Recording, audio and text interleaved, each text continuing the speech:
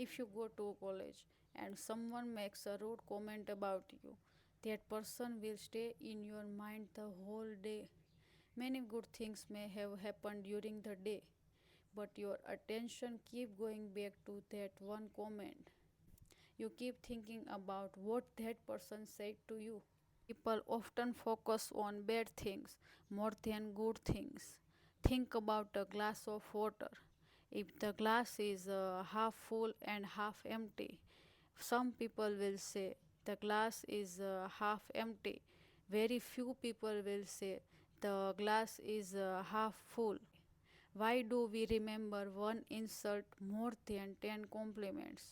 Why does bad news spread faster than good news?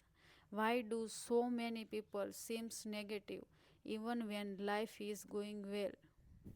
The answer began thousands of years ago. Our ancestors lived in a dangerous world every day. They faced threats from predators, disease, starvation, and harsh weather. In that world, being optimistic all the time was not a survival advantage. Imagine two people walking through a forest. One hears a sound in the bushes and thinks it's probably nothing. The other thing, it could be dangerous. If the sound was predictor, the cautious person survived, the careless one might not. Over thousands of generations, the human brain evolved to pay more attention to danger than comfort, more attention to problem than blessing, and more attention to threat than opportunity.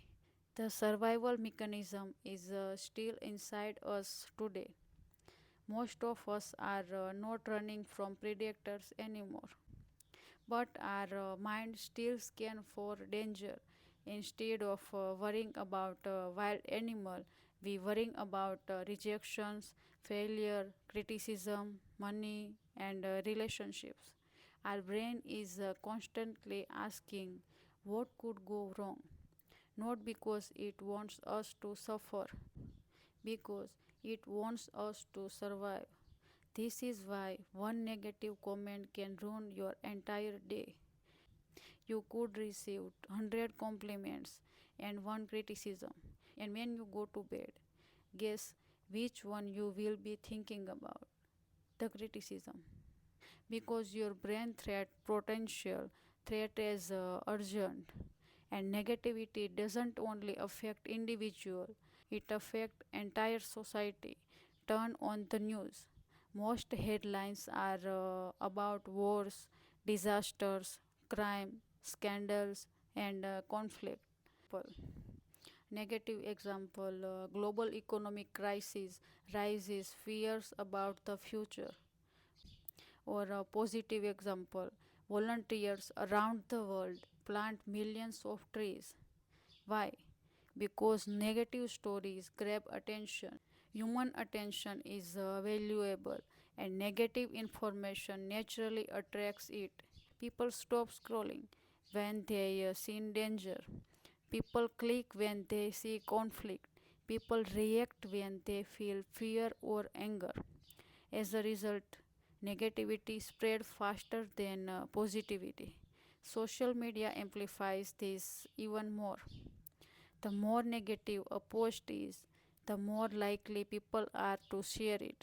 Fear spread, outrage spread, and after seeing this comment every day, many people begin to believe the world is worse than it actually is.